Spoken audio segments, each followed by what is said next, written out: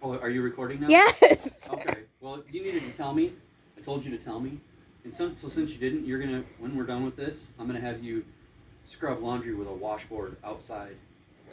Actually, no, it's hotter inside. So I'm gonna iron your face.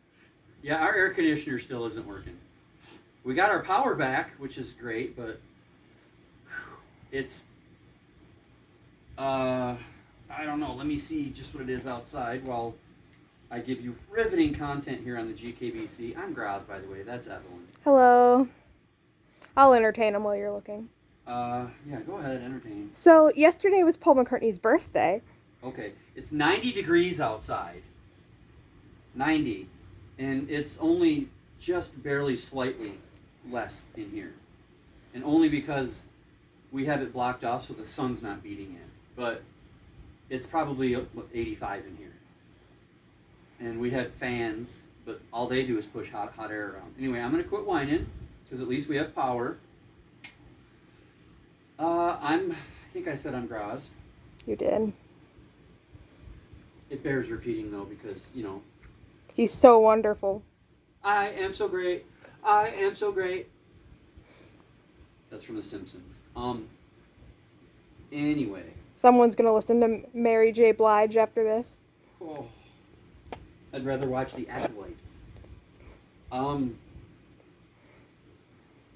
So I'm going to give you a quick, very quick reading update of the 3 books that I'm currently reading. Not counting Preacher. I guess I might as well just say it. Preacher, a marvelous team up. And then I'm going to give you already know from the title of the video that you clicked on, this is going to be my my downs and ups and downs review of Don Quixote. It says it somewhere in here. The ingenious gentleman Don Quixote. I'm going to talk about that. So first off, I am about a third of the way through Shirley by Charlotte Bronte. Oh. Still, I like this. I like the parts that are about Robert Moore or Gerard Moore, whatever, in his mill. I like those. I'm not a big fan of Caroline, was it Hellstone, waxing poetic about her love for her cousin. What is it about these Brontes and writing people who want to marry their cousins? Is that a thing in the UK? Please don't be offended. But all of these books that are set in London and stuff, all last year when I was reading those bodice rippers that were basically historical romances that were set in London, they were always marrying the cousins. What is that? Are you supposed to marry your cousin? Because I'm sorry, but I've always thought that, not supposed to really marry blood relations. So explain it to me, please. And I'm genuine there. I'm not trying to be offensive. Today I will start Beloved by Toni Morrison. This is the June book for the Reading List Project, where we're reading every book that was in the Reading List book. And I am still in the first third of The Lives of John Lennon by Albert Goldman. I'm getting there. It's dry. Now, is that in the shot? Yes. Okay, thank you. You're welcome. Let me adjust while you're getting. Yeah, because I'm getting my notes. Okay, let me know when you're ready. You're good. Okay. Now, I'm going to do my ups and downs of this book. In case you haven't been here for one of those. Excuse me. I usually try to do at least 5 downs and 5 ups. Sometimes I can't come up with that many of each or either, so I do what I can. So I do downs and ups, and then I give you the Goodreads information, and then my rating of the book. Now, I read this book as a buddy read with Wicked Pluto, Jen at Wicked Pluto, and her channel will be linked. Please go check it out.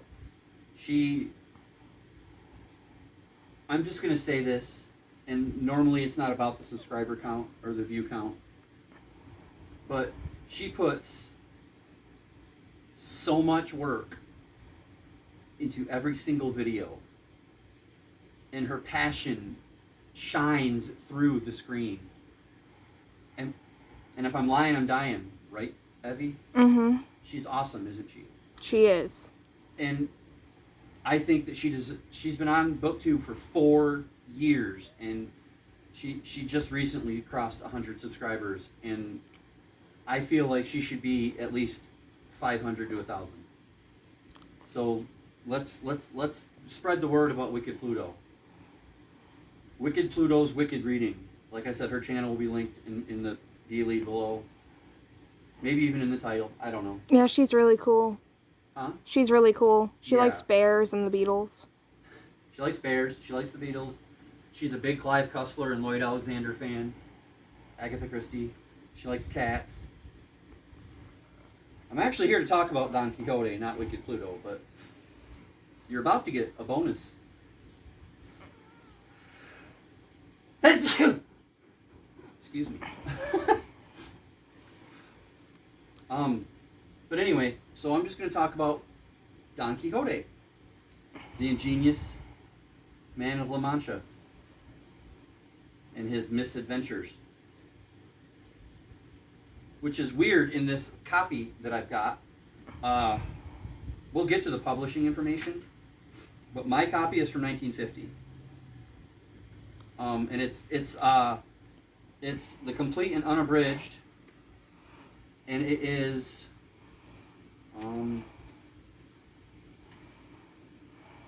sorry everybody. Did you just rip that? No, I didn't.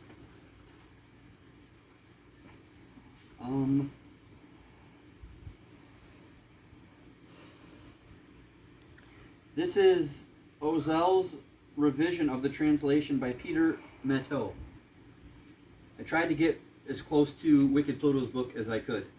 Oh, here it is, yeah. Ozel's revision of the translation of Peter Matteau. This is the modern library edition. But what's really neat about it is, let me scroll through this, or page through this huge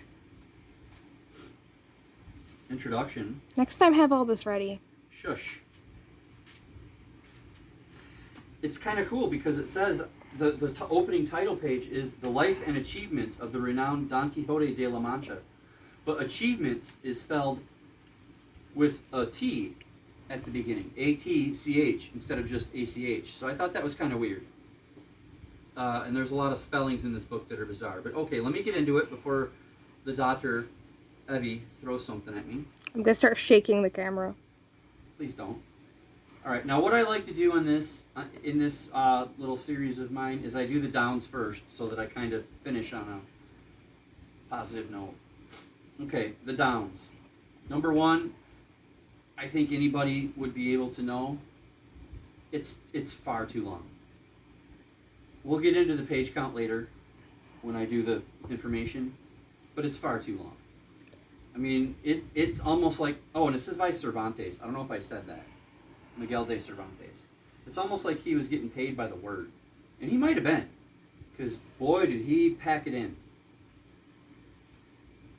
Number two is kind of an extension of that. There are far too many unnecessary non-adventures and monologues. For a book about adventures and achievements, there's like countless chapters of just talking and planning. And Sancho Panza, the squire of Don Quixote, has chapter upon chapter of proverbs. Oh, it was all I could do not to skip them. Seriously, if I had been just reading this book by myself, I probably would have skipped some of them. But I didn't want to be disloyal to the buddy read. Which, by the way, we did a chapter a day. So we read this from the early middle of February until just recently. There's a lot of, number three, there's a lot of adventures in here that Don Quixote and Sancho undergo that are basically setups. They're basically jokes and pranks done to them by just jerks and scoundrels. Not legit scoundrels like highwaymen or bad guys, but like, a duke and a duchess play so many pranks on them. And none of them ever get their comeuppance. The jokes just come off. Everybody laughs at the two guys behind their backs when they think they're being heroic and valorous. And then they both go home and everybody's still chuckling about them. That bothered me. I mean, I guess it's realistic, but it still bugged me. This is fiction. Now, there will obviously spoilers. I mean, it's going to be in the title. Spoilers ahead. Number 4, I hate very much that Don Quixote abandons his faith in the knight errantry before he dies. Like, he lives it. From the moment he decides he's going to be a knight errant, he lives it 100%. Believes in it. Sees what's not there. Fights what's not there. I mean, it's who he is. It's his identity. And then, like, almost right before he dies, he just gives it up. And renounces it and says, oh yeah, I'm God-fearing again. Not that he never wasn't. Or not that he ever was God. He never wasn't. He always believed in God. But, now he's like, I'm not a knight errant anymore. That was all just a joke. Not really a joke, but like a folly. I'm back to normal now. I'm going to die with a clear head. And I was like, come on. I don't know. I didn't like that. Number 5, his family and his very close... What's wrong? I'm just looking at you. Okay. His family and his close friends are far too invasive. I mean, they burned his books while he was gone or sleeping. And they were just all about trying to stop him from doing what he wanted to do. The dude's like an elderly guy, like maybe, I don't know, it never says his age, but I'm guessing 50, 60. For back then, in the 1600s, that's kind of a lot. And he's rich. Let him do whatever the heck he wants to do. You're living in his house. I mean, seriously. One of the people that helps burn his books is his housekeeper. Guess who just got fired? So it's like, man, get out of here. So those are the downs, though. It's not too bad. Honestly, you shave off a lot of the Proverbs and the non-adventure chapters and maybe 300 pages of this thing, maybe even 400, and you've got a nice, tight, concise adventure book. Not bad. Before I move into my ups, I want to read you something from the book. Let me find it. It's the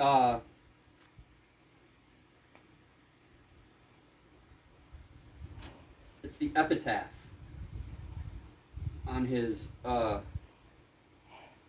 that's on his tomb. Okay. The body of a knight lies here, so brave that to his latest breath immortal glory was his care, and makes him triumph over death. His looks spread terror over every hour. He strove oppression to control, nor could all hell's united power subdue or daunt his mighty soul. Nor has his death the world deceived, less than his wondrous life surprised. For if he like a madman lived, at least he like a wise one died. Avaunt, ye scoundrels, all in sum, I'm kept for no such thing. Defile me not, but hang yourselves, and so God save the king. I just thought that was kind of fitting and neat. So now we'll move on to the ups. It's hilarious. Number 1 is it's hilarious. Seriously, I mean, he fights. Obviously, everybody knows about the windmills that are like dragons or giants. There are water mills that he fights. Every inn is a castle. Every poor dude strolling down the road is somebody to conquer or be saved. it's kind of funny.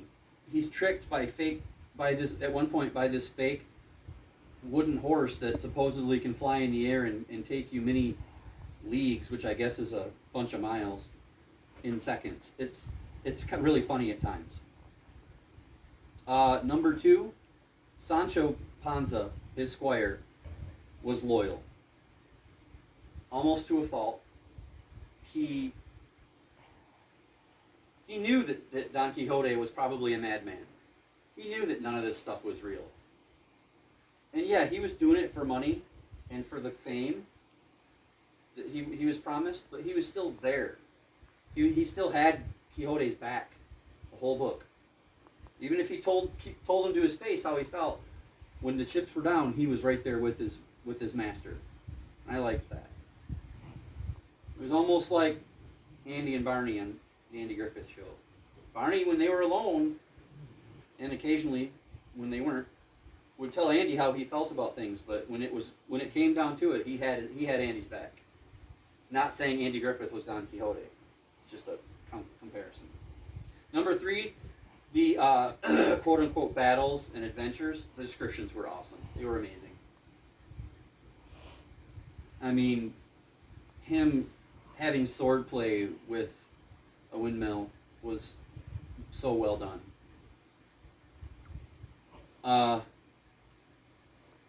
Number 4, the Graz method, as the paper traveler calls it, to read it at a chapter a day. Just one chapter a day, no more, no less. Was fun. It spread it out. It made it almost like, our own personal little serial. Each day you had like I think they went from 4 pages to, I think the longest one was maybe 18 pages long. So that was kind of neat. It doesn't take you very long to read it, unless you got behind. And then number 5, I thought that all across the country of Spain it had a wonderful cast of characters.